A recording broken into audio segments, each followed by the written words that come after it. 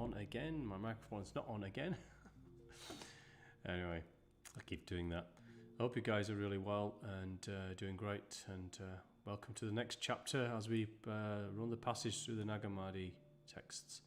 So this one is called the Discourse of the 8th and the 9th. Let me just pop this onto the screen now so you can all see that. There you go. Okay, so what is the 8th and the 9th? Well, okay, before we jump into it, the 8th and the 9th is describing the stages of expansion beyond the 7th heavens. Remember the seven heavens? They had all the archons, and the demiurge was in the 7th. And the archons, or the archontic expressions that it had created, were in the below 1 to 6 heavens. So this is discussing the passage of a disciple who has passed through the lower 7th heavens. In other words, expanded his consciousness, his awareness, his expansion towards the Godhead, towards Source itself. He took himself through the passage of the 7 heavens. So he's expanded beyond, and this is a discourse between him and his teacher or master, whichever. There's no references. These are Greek names he's given to each other, and discussing how they enter the 8th realm, the 8th heaven. The 8th and the 9th are the next 2 levels above, and the 8th heaven being the one that they're looking to try to enter. And the teacher is teaching him how to enter the 8th realm of expansion. And in other words, to initiate into the divine mysteries of the 8th and the 9th. The 9th is below, through really what is prayer and visions. It was the original discourse of this, of the 8th and 9th, was written in Greek back in 2000 AD. And evokes astrology as well, because it asks him to document this and inscribe it on steles within a certain place at a certain time, astrologically, as planetary movements. And the whole purpose is effectively to remove the influence of the 7 lower frequency planets, which is what in those days were associated with the 7th realms, was the 7 planets, and to gain access into the 8th realm and above. And obviously the discussion with the disciple and the teacher. So it's fairly short. It's quite lengthy, and a lot of the passages from the author's documents were saying that they were missing, torn away. So some of this is actually missing, although it does seem quite lengthy. It was longer than what is in the book. Okay, let's start. So this is the name of this is Introduction to the Ceremony. So this is where they have a discussion early beforehand, before they initiate the prayer ceremony, to initiate them into the 8th realm. So, my father, yesterday you promised me you would take my mind to the 8th stage, and then to the 9th. The sequence, which is the sequence of the tradition. Yes, my child, so this is the teacher, the master of the disciple. Yes, my child, the promise was made about human nature. When I initiated the promise, it was on the condition that you will remember each of the stages. Excuse me, I don't know why that's happened there. Each of the stages. After I received the Spirit, I established the action for you. Clearly understand what resides within you. The power. We are pregnant with power. The spring is a spring that flows to me. Father, you have spoken every word rightly to me. You said the power in me. He said I gave birth to the power as children. Then, Father, I may have many siblings. I am among the generations. So it's effectively, this is saying the power is the spiritual force, in other words. As you traverse all the 7th heavens into the 8th and the 9th, this is also the same as traversing chakras and the dharmas, which is in Hindu spiritual philosophy, which we'll go through another time. And this is saying they give birth to the power, which means releasing the spirit. It's another way of saying that. And they have many siblings, so there are others with the same spirit. We all have the same spirit, so therefore we are all siblings of spiritual force. And therefore he is among those generations that were created with a spiritual breath. Right, my child, this good thing is counted. You must know your siblings. Honor them. They have come from the same father. I have named them. They are offspring like these children. Then, Father, do they also have mothers? My child, they are spiritual. Force is nurturing other souls. So when you release the spiritual force from within you, you go about nurturing and when you reach a certain level, teaching what you have learnt to others. I say they are immortal. Your word is true, says the disciple. It cannot be refuted. Begin the discourse till the 8th and the 9th. Let us, and the teacher says, let us pray, my child, to the Father of the all. He may grant the Spirit, and I may speak. How do they pray, Father? I want to obey. One rests in her, and she loves him, and loving makes you remember. Loving is a spirit, in other words, remembrance. You have experienced as wisdom from the books, the lower stages. So what he's saying is you have experienced as wisdom from the books. This means that he's experienced the lower realms and he's traversed all the 7 and expanded beyond them. The books are the lower realms, so they are realms of expansion, of knowing, of light, which is information. Light is only information. And these are the lower stages, so he's expanded through those stages. Think of your early years of life, little child, raised senseless and foolish with foolish questions. Okay, and it continues. Father, I have experienced progress and foreknowledge from the books being the lower stages. They are greater than what is lacking. Absolutely. My child, when you understand the truth of your statement, you will find your siblings. So this means that when he understands what he's just said, which is he's experienced progress and foreknowledge from the books, for they are greater than what is lacking. Exactly. It is greater than the lower realms of materialness, which is actually of lack spiritually. He's saying that he will understand the truth of your siblings, i.e. spiritual beings. Praying for you. Father, I understand. I have experienced in the books. This is what you call the beauty of the soul, experienced in stages. You will become wise. Father, shall I receive from you the power of the discourse you will utter? Let us pray. My child, fitting for us to pray to God with mind, heart, soul, the gift of the 8th will reach us. Each will receive from him what belongs to him.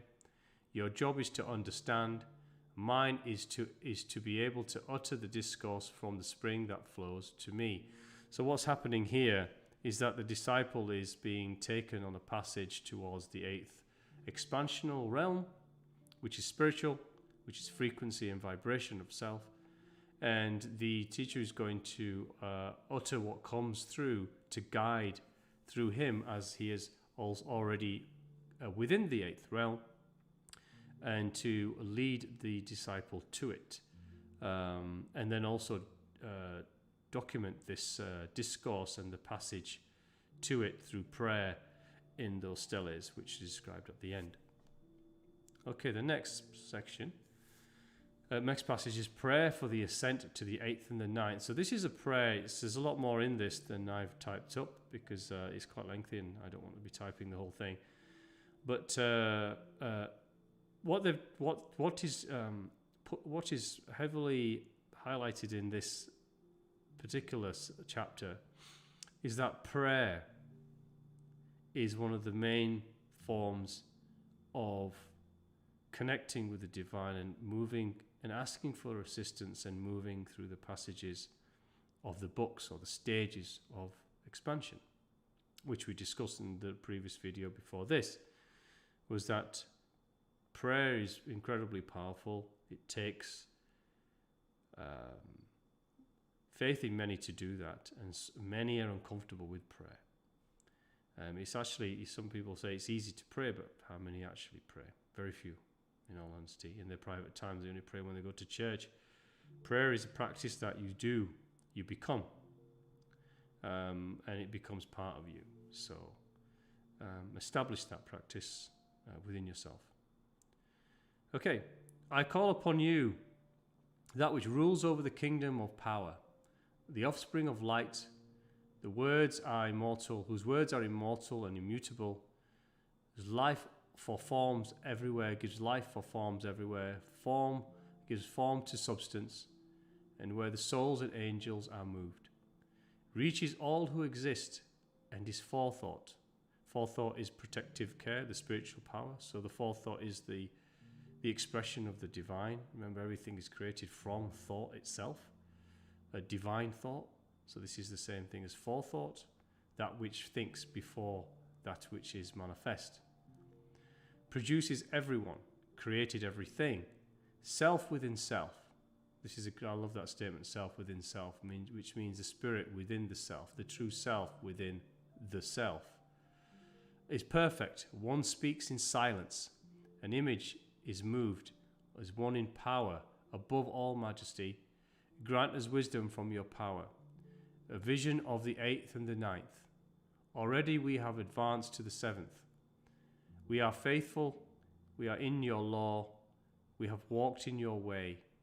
That means they have followed the path. We have renounced evil.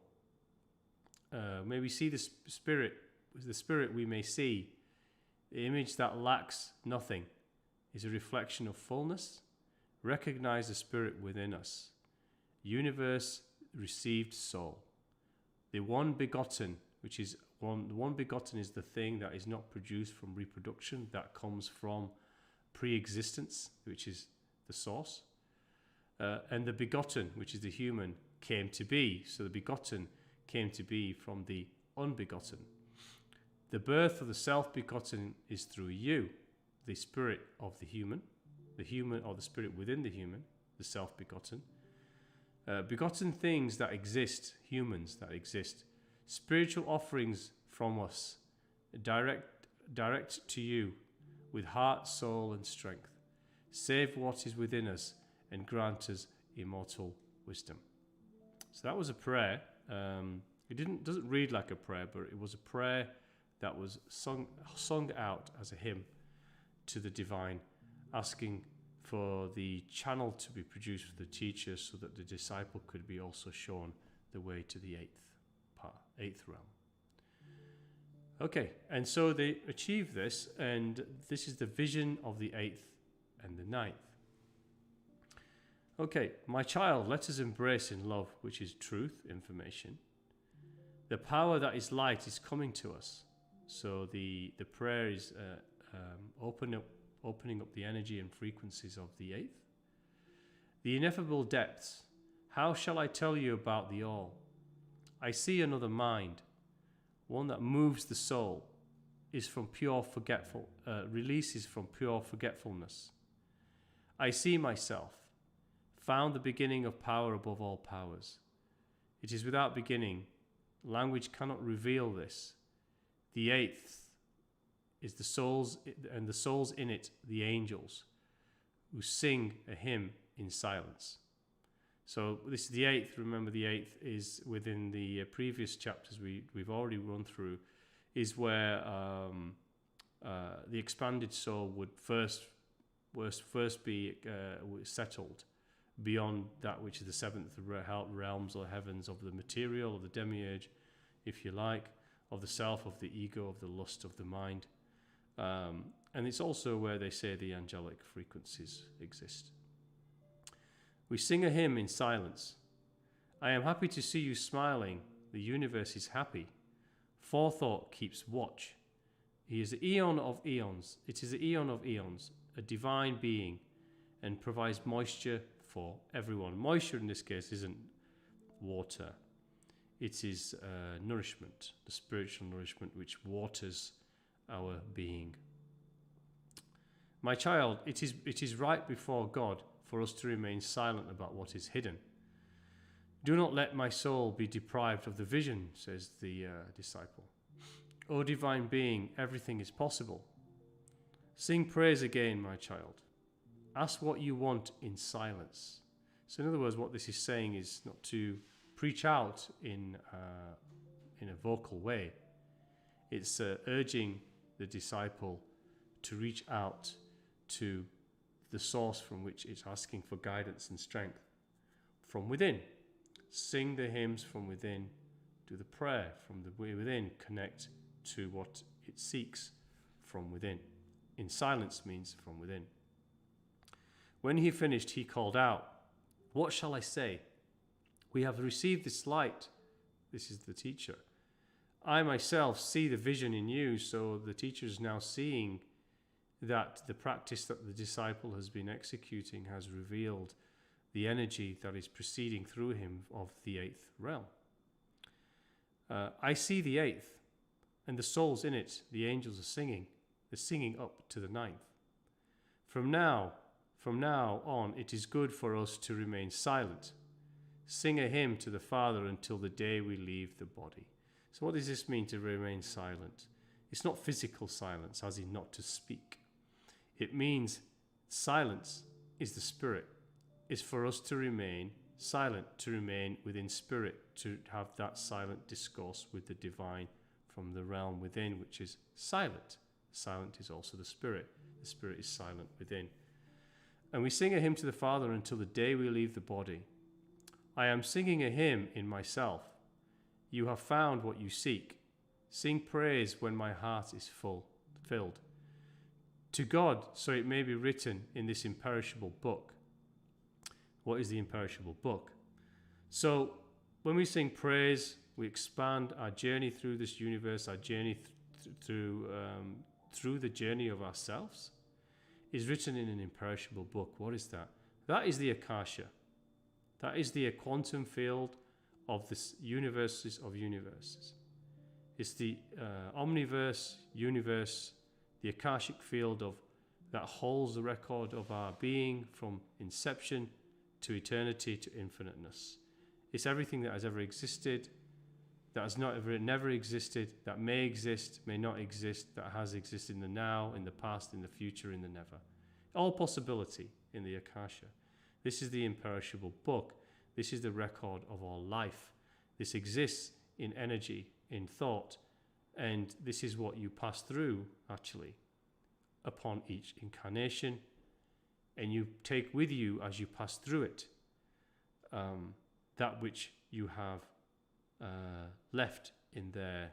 It's like a baggage. It's like that which is not being resolved, that is unbalanced energy, which still remains, and therefore you bring it with you every time until you have balanced it all out. And obviously, in many life forms of humanity, they unfortunately add more and more heavy energy to that which they create in that Akasha. Beginning, and it's the beginning of the beginning. The goal of the human quest is to access the beginning of the beginning. So when you reach the 8th, 9th, 10th, 11th realms, it goes, expansion isn't ceasing. We get to a point where we start the beginning of the beginning. In other words, we reveal the spirit within us, which starts the beginning of our journey to the beginning, which was our spirit. So it's the beginning of the beginning. It's a very clever statement. The goal of the human quest is immortal discovery of light. Light is information, vibration and frequency is expansion. It's very simple. When we talk about light, we're talking about information. Light is a stream of infinite information and all knowledge that exists. And frequency of vibration is what we emanate as we expand. And these are the realms. These are one, first and second, first to the seventh realm, our heavens, 8th, 9th, and so on. These are vibrational frequencies, and this is achieved through spiritual journey and expansion, as this chapter is pointing us towards. And truth is the sower of reason, love of immortal, instrument of your spirit. Mind is your plectrum. So what does this mean? Mind is your plectrum. So the mind is how you play out that which is received from the spirit. The plectrum strums the chords of a guitar, for example. How you play and how you execute life through the knowledge and expansion that you receive is through your mind. You can either block, you can embrace, or you can delete. You can omit information. And your experience in life will be determined by how open and free and connected the mind is to the Trinity. Remember, we spoke before, the Trinity is, if you look up at what I'm doing now, but the Trinity is actually the spirit, the heart, and the mind through the shaft of the body. That is another expression of the cross, and that's what it means. And the plectrum can either be a barrier to expansion and execution, or what you understand, what we come to reveal to ourselves, or not. I see myself, your love has reached us. O grace, after this I thank you. You gave me life, made me wise. I invoke your hidden name. Okay, and then the next chapter, which is the final one, is the instructions for the preservation of the text. This is where the teacher instructs the disciple to inscribe what he has learnt and the passage to the 8th in steles. So, my child, copy this book for the temple at Discourse, which is the ancient Thebes in Egypt, I believe, or Greece. Call it the 8th reveals the 9th. Copy the contents of the book on turquoise steles. Mind itself has become the supervisor. The discourse be carved in stone in my sanctuary. 8 guards watch over it and 9 attendants plus Egyptian deities. So what it describes here is it's describing the deities that will be surrounding the steles in which this book will be inscribed in stone. So back in Egypt, they were using deities and figures and idols to guard things, or divine things, or the pharaohs, crypts and things like that. So this is talking about they were going to put 8 guards and 9 attendants of various Egyptian deities around the steles. Do this when Mercury is in Virgo and the sun is in the first half of the day. 15 degrees have passed by me. So this is talking about an astrological position. And it's interesting that it says this because astrology is real. It's not some mythology. It's not some crackpot science. Real astrology, real, true, understood astrology from history, be that Vedic, be that Middle Eastern, Egyptian, be that Western astrology, whatever it may be, one practices. If it's done properly and fully understood in its true essence and power, it can give an immense amount of knowledge and information, but also guide one to execute certain things at certain times in a year or a day, depending on the position of planets. Remember, planets are also bodies holding energy and frequency. And within this universe or galaxy in our system, we are also, and some of us are heavily impacted by the positions of planets, and we feel energies. They impact us. For the moon, for example, it governs tides and menstrual cycles in women. Planets govern us energetically in different ways, depending on our sensitivities to those things. So it's interesting why it's interesting that it's saying, asking the disciple to do it on a certain time, in a certain position of planets. And make no mistake, powerful people around the world use astrology all the time. It's a common practice. It's as common as you drinking water each day. Astrology, numerology, and occultic knowledge, which is just hidden truths, hidden knowledge, is used by all those in power, in positions of force, for good and bad purposes, to allow them to bring success to whatever their endeavors may be they from positive light or negative light. It's a choice, but astrology works independently regardless of intent. It can be used for good, it can also be used for bad. Numerology is the same, and other psychical tools that are out there can also be used for the same. So remember, there's the world that you see, and there's a vaster, infinite world that you do not. And how you see this is by embarking on the path that we are describing as we go through the Nag Hammadi, and also in my previous videos. If you guys would like to, I would advise you to check some of those out. I do try to do them in a certain order from when I first started this a couple of years ago. I would advise you to have a look at those. Okay, it says, copy an oath in the book. Those who read the book will not use the wording for evil purposes. Submit to the law of God and ask for purity to ask God for wisdom and knowledge. Develop through the discourse. I will read this book by heaven and earth and fire and water and 7 rulers of substance and the creative spirit in the God will be one with those who keep the oath and every one we have named. So effectively saying there's an oath in the writings for those who read it, to try to prevent the misuse of the traversal through the realms by those who want to use it for evil intentions. And that was the instruction for the preservation of the text, and it's actually the final passage. I hope you enjoyed that. And again, the second coming, please, this does ask you to become the thing that you seek and practice it inwardly, which is what this is.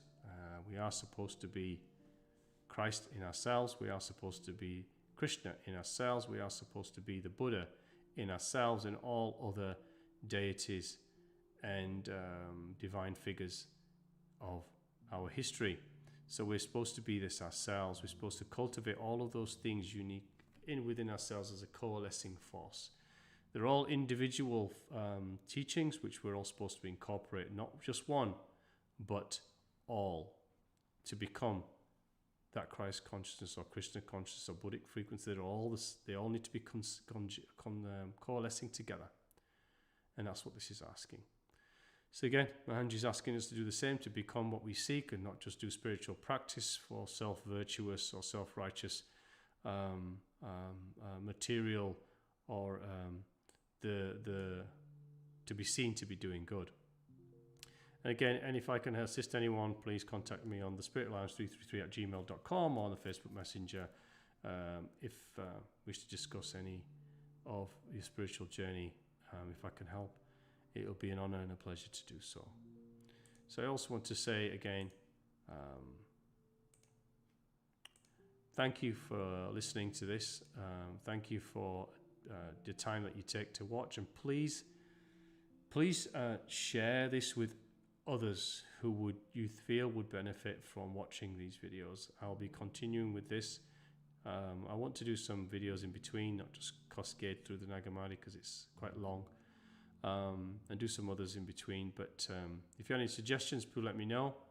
But cascade this to others, I very much appreciate it. My work, I don't really market it.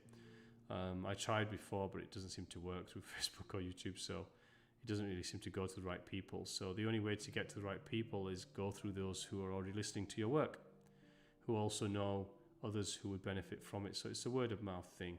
So I do ask kindly if you could share this with whomever you would feel would benefit. So thank you again. Have a great rest of your day. And until next time, thank you and God bless.